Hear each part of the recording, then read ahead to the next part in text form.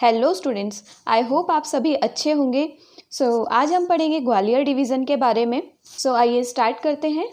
ये है आपके सामने Gwalior division and Gwalior division में टोटल 5 डिस्ट्रिक्ट्स आते हैं: Gwalior, Datia, Shivpuri, Ashoknagar and Guna. And इस डिवीज़न का हेडक्वार्टर है ग्वालियर में। अब हम एक एक करके सारे डिस्ट्रिक्ट्स के बारे में पढ़ते हैं। सबसे पहले आता है हमारा ग्वालियर डिस्ट्रिक्ट्स। ग्वालियर डिस्ट्रिक्ट का नाम यहाँ पर स्थित एक फोर्ट के ऊपर पड़ा है जो कि एक पहाड़ी के ऊपर स्थित है। एंड इसका नाम है गोपाचल, गोपगिरी, गोप माउंटेन या गोपाद्री। तो इसी से ग्वालियर को अपना नाम मिला है। देखिए, ग्वालियर के नाम के लिए एक और स्टोरी फेमस है और वो ये है कि 8वीं शताब्दी में जब सूरत सेन नाम के राजा, आपने सुना होगा सूरत सेन का नाम, तो वो निकले थे शिकार पे और वो शिकार करते करते जंगल में भटक जाते हैं। उसके बाद वहाँ पर वो एक पहाड़ी पे ग्वालिपा नाम के एक साधु से मिलते हैं। वे साधु की बातों से काफ़ी प्रभावित होते हैं और साधु से फिर पीने के लिए पानी मांगते हैं। तो जो ग्वालिपा साधु थे वो सूरत सेन को पीने के लिए पानी देते हैं और उस पानी को पीकर सूरत सेन को एक काफ़ी पुरानी बीमारी थी स्किन रिलेटेड, वो ठीक हो जाती है। अब जो सूरत सेन है वो और ज़्यादा प्रभावित हो जाते हैं और वो उनसे ग्वालिपा साधु से कुछ मांगने के लिए कहते हैं। तो जो साधु होते हैं वो उनसे कहते हैं कि मतलब जिस पहाड़ी पे वो रहते थे तो उसके आसपास एक बड़ी सी दीवार बना दी जाए, ताकि या बाउंड्री एक बना दी जाए, ताकि जो जंगली जानवर होते हैं वो उनके यज्ञ और उनके जो भी प्रायोजन्स होते हैं उनमें वो डिस्टर्ब ना करें। तो सूरत सेन ऐसे ही करते हैं और वो उस पूरी पहाड़ी का नाम उन ग्वालिपा साधु के नाम पे रख देते हैं और उसी से ग्वालियर को अपना नाम मिल जाता है। मतलब उस पहाड़ी के आसपास जितना क्षेत्र बसता है, जितना शहर बसता है, उसको ग्वालियर का नाम मिल जाता है। इसके बाद हम बात करें तो Lakshmibai national university for physical education या Lakshmibai national university for physical education, ये भी कहाँ पर स्थित है? ग्वालियर में है। ये भी एग्ज़ाम प्रोस्पेक्टिव से काफ़ी इम्पोर्टेंट क्वेश्चन है और ये 1957 से यहाँ पर चालू किया गया था। इसके अलावा यहाँ पर एक हॉकी स्टेडियम भी है विद आर्टिफिशियल टर्फ, मतलब जो कृत्रिम घास होती है उसके साथ में एक हॉकी स्टेडियम भी बनाया गया है। एक और इम्पॉर्टेंट चीज़ दैट इज़ रूप सिंह स्टेडियम, जो कि एक क्रिकेट ग्राउंड है, वो ग्वालियर में स्थित है। और ये जो रूप सिंह जी हैं ये एक हॉकी प्लेयर थे। ये स्टेडियम पहले हॉकी स्टेडियम ही हुआ करता था, लेकिन बाद में इसको क्रिकेट ग्राउंड के रूप में बना दिया गया। अब ये रूप सिंह जो हैं, आपने ध्यानचंद जी का नाम सुना होगा, काफ़ी फेमस हैं ये, he is a hockey player. उनके ही भाई थे। And this ground has flood lights मतलब दूधिया रोशनी। एंड इसकी कैपेसिटी कितनी है? That is 45,000 persons. Gwalior is surrounded by 3 industrial areas, those are Sithouli, Banmore and Malanpur. Sithouli, Banmore और मालनपुर ये 3 इंडस्ट्रियल एरिया हैं जो ग्वालियर के पास में स्थित हैं। इसके अलावा यहाँ पर ग्वालियर फोर्ट है, काफ़ी सुंदर फोर्ट है। And this is also known as the Gibraltar of India. Important है ये, आपसे पूछा जा सकता है कि ग्वालियर फोर्ट को किस नाम से जाना जाता है या जिब्राल्टर ऑफ इंडिया किसे कहते हैं, तो वो है ग्वालियर फोर्ट।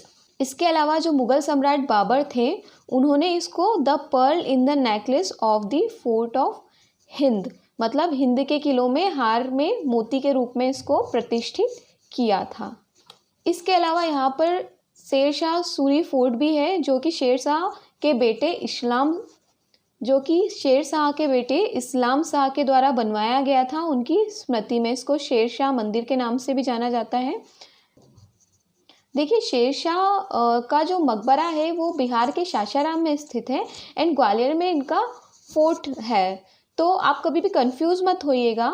अगर आपसे पूछा जाए कि शेरशाह का मकबरा कहाँ है या टॉम्ब ऑफ शेरशाह, तो वो है बिहार के सासाराम में। एंड शेरशाह मंदिर या Shershah fort that is situated in Gwalior.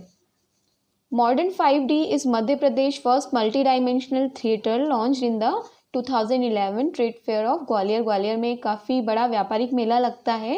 तो 2011 के व्यापारिक मेले में जो आधुनिक 5D टेक्निक है उस पर आधारित एक मल्टी डायमेंशनल थिएटर का भी यहाँ पर उद्घाटन किया गया था। फिर टॉम्ब ऑफ मियाँ तानसेन से आप सभी परिचित हैं। ये अकबर के 9 रत्नों में से एक थे। तो उनकी जो समाधि है या उनका जो मकबरा है वो भी ग्वालियर में ही स्थित है। एंड सबसे इम्पॉर्टेंट चीज़ ये है कि यहाँ पर तानसेन समारोह का आयोजन किया जाता है इसी मकबरे के पास में। तो ये क्वेश्चन अगर आपसे किया जाए कि तानसेन समारोह का आयोजन कहाँ पर किया जाता है, तो वो ग्वालियर में तानसेन की समाधि या तानसेन के मकबरे के पास में। एंड ये दिसंबर के महीने में इस समारोह का आयोजन किया जाता है। इसके अलावा यहाँ पर गौस मोहम्मद का भी मकबरा स्थित है। गौस मोहम्मद के अलावा यहाँ पर रानी लक्ष्मीबाई का मकबरा भी ग्वालियर में ही स्थित है। गुजरी महल जो कि तोमर राजपूत मानसिंह तोमर के द्वारा बनवाया गया था, और किसके लिए बनवाया गया था? प्रिंसेस मृगनयनी के लिए। तो ये भी याद रखिएगा आप कि अगर आपसे पूछा जाए कि गुजरी महल किसने बनवाया था, तो मानसिंह तोमर ने बनवाया था। जय विलास पैलेस काफ़ी सुंदर पैलेस है जो कि बिलोंग करता है सिंधिया डायनेस्टी से। ये भी ग्वालियर में स्थित है। फिर गोपाचल पर्वत की हम बात कर ही चुके हैं। यहाँ पर ये जैनों के जो तीर्थंकर हैं उनकी प्रतिमाएं यहाँ पर हैं। एंड पार्श्वनाथ की जो प्रतिमा है यहाँ पर, वो वर्ल्ड की लार्जेस्ट स्टेच्यू है जो कि सिंगल स्टोन से बनाई गई है। एंड इसकी हम हाइट की बात करें तो दैट इज़ 14 मीटर और 46 फीट। इसके अलावा श्याम वाटिका, ये भी ग्वालियर में स्थित है। इसके अंदर वर्ल्ड्स लार्जेस्ट इंडोर म्यूरल है जो कि Guinness book of world record के द्वारा रिकॉग्नाइज किया गया है। यहाँ पर सास बहू टेम्पल भी स्थित है। अब सास बहू टेम्पल का नाम सास या बहू के नाम पे नहीं पड़ा है, मतलब इससे कंफ्यूज मत होइएगा। सास बहू जो है ये शॉर्ट फॉर्म है सहस्त्र बाहु का, जो कि another name of Lord Vishnu है। तो लॉर्ड विष्णु जी का एको नाम है सहस्त्र बाहु, और ये सहस्त्र बाहु का शॉर्ट फॉर्म है सास बहू टेम्पल। तो ये विष्णु जी का एक काफ़ी सुंदर मंदिर है, बैकग्राउंड में आप देख सकते हैं। ये भी ग्वालियर में स्थित है। इसके अलावा तेली का मंदिर, ये भी ग्वालियर में स्थित है। देखिए इसके नाम के पीछे भी एक स्टोरी है, और वो ये है कि यहाँ के जो स्थानीय लोग थे, जब ब्रिटिश ने कब्जा किया था उसके पहले जो स्थानीय लोग थे वो इस मंदिर में तेल पेरते थे, तो इसलिए इस मंदिर का नाम पड़ गया तेली का मंदिर। आगे चले तो गुरुद्वारा दत्त बंदी छोड़ भी यहाँ पर स्थित है। काफ़ी सुंदर है, कभी मौका मिले तो आप जाइएगा। और ये छठे सिख गुरु हरगोविंद की याद में बनाया गया था। आध्यात्म निकेतन, ये भी एक काफ़ी महत्वपूर्ण आश्रम है जो कि ग्वालियर के पास में स्थित है या ग्वालियर किले के पास में स्थित है। इसके अलावा सूर्य मंदिर, ये भी ग्वालियर में स्थित है। घाटी गांव अभयारण्य जो कि सोन चिड़िया या सोन बर्ड के प्रोटेक्शन के लिए फेमस है, वो भी ग्वालियर में स्थित है। अब हम नेक्स्ट डिस्ट्रिक्ट पे आते हैं, दैट इज़ शिवपुरी। ये छोटे पहाड़ी क्षेत्र पर है और पर्णपाती जंगलों से या डेसिडुअस फॉरेस्ट से ढका हुआ है। यहाँ पर बहने वाली इम्पॉर्टेंट रिवर है पार्वती, सिंध, कूनो और बेतवा। शिवपुरी का नाम भगवान शिव के नाम से लिया गया है, एंड इसको पहले शिवपुरी के नाम से जाना जाता था। प्राचीन समय में शिवपुरी को नरवर नाम से भी जाना जाता था। ये प्रदेश का सबसे ठंडा जिला है। याद रखिएगा, आपसे पूछा जाए कि प्रदेश का सबसे ठंडा जिला कौन सा है, तो दैट इज़ शिवपुरी। शिवपुरी को ही पर्यटन नगरी भी घोषित किया गया है। यहाँ पर फेमस पीर बुधन का मेला लगता है। ये क्वेश्चन आपसे कई बार पूछा भी गया है। तो देखिए मेले हो गए, नदियाँ हो गई, या कुछ इम्पॉर्टेंट जो फैक्ट्स होते हैं उनको आपको याद रखना है। और ये एक बार पढ़ने से याद नहीं होंगे, इनको याद करने के लिए आपको ये सब चीज़ें बार बार पढ़नी होंगी, तो ये अपने आप याद हो जाएगा आपको। शिवपुरी में ही जो तात्या टोपे थे उनको फांसी दी गई थी इन 1859। Shivpuri was the summer capital of Gwalior state. जो ग्वालियर स्टेट में गवर्नमेंट ऑफिस था उसको गर्मी के मौसम में शिवपुरी में स्थानांतरित कर लिया जाता था। इसके अलावा ग्वालियर की छतरियाँ काफ़ी फेमस हैं और ये सिंधिया वंश से बिलोंग करती हैं। यहाँ पर माधव विलास पैलेस है। ये पैलेस काफ़ी सुंदर बना हुआ है और ये सिंधियाओं का ग्रीष्मकालीन महल था। जॉर्ज कैसल जो है ये माधव नेशनल पार्क में स्थित है। माधव नेशनल पार्क भी शिवपुरी में ही स्थित है और उसके अंदर बना हुआ है जॉर्ज कैसल। देखिए जो जॉर्ज कैसल है देखिए ये जो जॉर्ज कैसल है इसको किस लिए बनवाया गया था? इसको बनवाया गया था जिवाजीराव सिंधिया के द्वारा। इन्होंने इसे जॉर्ज पंचम के लिए बनवाया था। उस वक्त वो इंडिया में थे और यहाँ पर शिकार करने के लिए आने वाले थे और सिर्फ एक रात रुकने के लिए ये महल उनके लिए बनवाया गया था। पर इंटरेस्टिंग बात यह है कि वो कभी इस महल में आए ही नहीं। फिर माधव नेशनल पार्क में ये बता चुकी हूँ आपको। Tiger safari, Sankhya lake and boat club in Baniyar river and Karera sanctuary यहीं पर स्थित है। अब हम बात करते हैं गुना डिस्ट्रिक्ट की। गुना डिस्ट्रिक्ट को मालवा और चंबल का प्रवेश द्वार कहा जाता है, याद रखिएगा। And it is located on the north eastern part of Malwa plateau. Malwa पठार के उत्तर पूर्वी भाग में स्थित है। गुना was the part of the ancient Avanti kingdom and founded by चंद्रप्रद्योत Mehsana. ये अवंती साम्राज्य का एक काफ़ी महत्वपूर्ण हिस्सा था और चंद्रप्रद्योत महसाना के द्वारा इसे स्थापित किया गया था। यहाँ पर बजरंगगढ़ का किला है जो कि काफ़ी फेमस है और इसी किले के अंदर मोती महल, रंग महल, राम मंदिर आदि है। इस किले का पुराना नाम झरकौन था। इम्पॉर्टेंट पॉइंट है, याद रखिएगा। यहाँ पर गोपी कृष्ण सागर डैम, बिसभुजी मंदिर और हनुमान टेकरी स्थित है। हीरामन बाबा का मेला और हीरा भूमिया का मेला गुना में ही लगता है और ये मैंने आपको पहले भी बताया है कि मेले, नदियाँ, ये सारे काफ़ी इम्पॉर्टेंट पॉइंट्स हैं, इनको आप याद रखिएगा। अब हम बात करते हैं अशोकनगर की। Ashoknagar is located on the northern part of Madhya Pradesh between Sindh and Betwa river. Sindh और बेतवा रिवर के मध्य में और मध्य प्रदेश के उत्तरी भाग में अशोकनगर स्थित है। मैप मैं आपको पहले भी बोल चुकी हूँ कि मैप साथ में रखिएगा। Ashoknagar was formerly known as Pachhar. Pachhar के नाम से अशोकनगर को पहले जाना जाता था। एंड ये मध्यकाल में चंदेरी राज्य का हिस्सा हुआ करता था। ऐसा माना जाता है कि जो सम्राट अशोक थे उन्होंने उज्जैन को जीतने के लिए अपनी यात्रा पर अशोकनगर में एक रात बिताई थी और इसीलिए इस क्षेत्र का नाम अशोकनगर रखा गया। अशोकनगर में प्रदेश की पहली खुली जेल स्थित है और अशोकनगर के मुंगावली में ये स्थित है।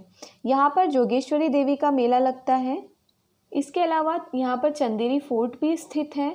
एंड चंदेरी आपको पता होगा कि अपनी चंदेरी साड़ियों के लिए काफ़ी फेमस है, तो ये भी इम्पॉर्टेंट पॉइंट है, याद रखिएगा। इस चंदेरी किले के अंदर मेन 3 गेट्स हैं। सबसे अपर मोस्ट वाला जो गेट है it is known as Hawapur and जो लोअर मोस्ट है that is known as Khooni दरवाज़ा।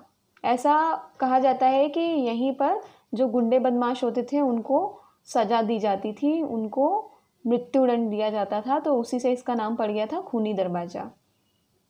फिर कौशक महल, ये भी चंदेरी अशोकनगर में ही स्थित है।